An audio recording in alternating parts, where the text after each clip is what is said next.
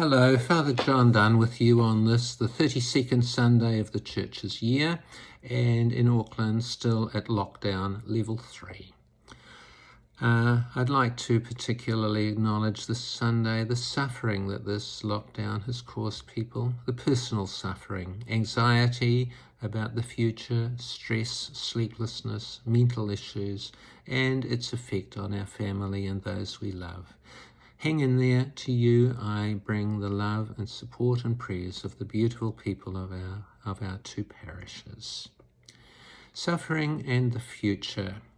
These are the themes of our readings today. If we go back in New Zealand times to last century, there were 4 such events, I believe, which raised that question. There were the 2 world wars where life was turned upside down and the future as we know it was in question. The great flu pandemic of 1918, where so many people died. And in the 1960s, the whole country was gripped by fear of a world war and a nuclear holocaust which would destroy the planet and life as we know it. Our subsequent generations have grown up without this sense of global impending doom until now. The pandemic has infected 250 million people, plus I believe many more, and has killed 5 million and many more, I'm sure. In that context, I'd like to acknowledge the beautiful people of our country. With social love, we have all more or less collaborated together to keep this pandemic at bay.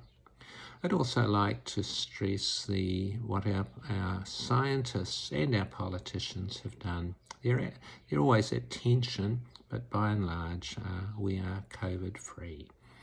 There is another tension between scientists and politicians, a much more urgent one taking place in Glasgow, where the scientists warn of dire consequences coming soon if we do not keep the temperature level of our planet down. It seems to me that the politicians read the scene differently, and we'll see how it plays out. Reminds me of Jeremiah. The readings today presume a reading of history, which is sometimes called just looking at the future, eschatology, but it also means sometimes that there were small groups, generally small groups in the New Testament times, who claimed that they had a revelation from God which enabled them to read the future. Revelation is in Greek apocalypse.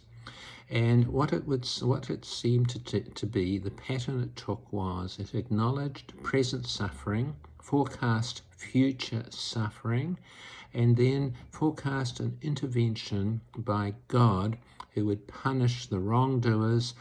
The whole universe, the natural universe, would be destroyed and turned over, and in a new creation, after God's intervention, the faithful would be there, and all would be well at the end. This picture connects in part with Daniel and Jeremiah, but it's also in our New Testament. St. Luke has it, and he equates this intervention with God to be in Jerusalem.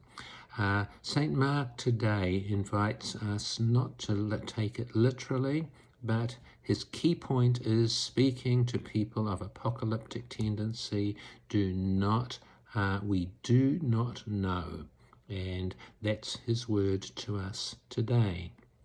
What he's doing is inviting us, I believe, to use this pandemic to deepen our faith. We need to let go of the angry God, which so many of us were raised with. We also need to let go of the God of the gaps, whereby we act as if God doesn't exist, and then when we start suffering, call on that same God.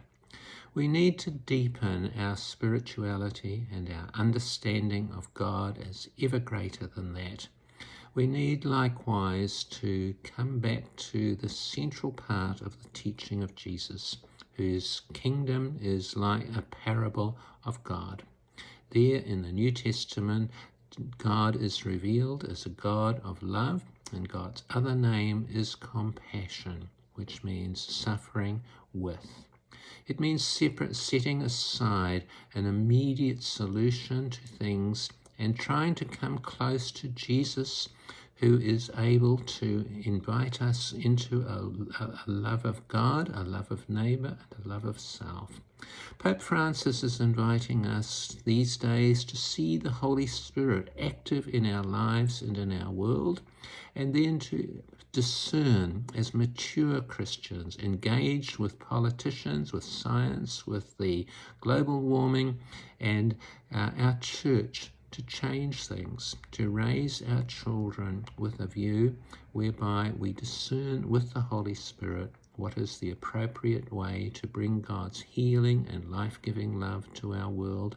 No matter what history throws at us, we can come through better.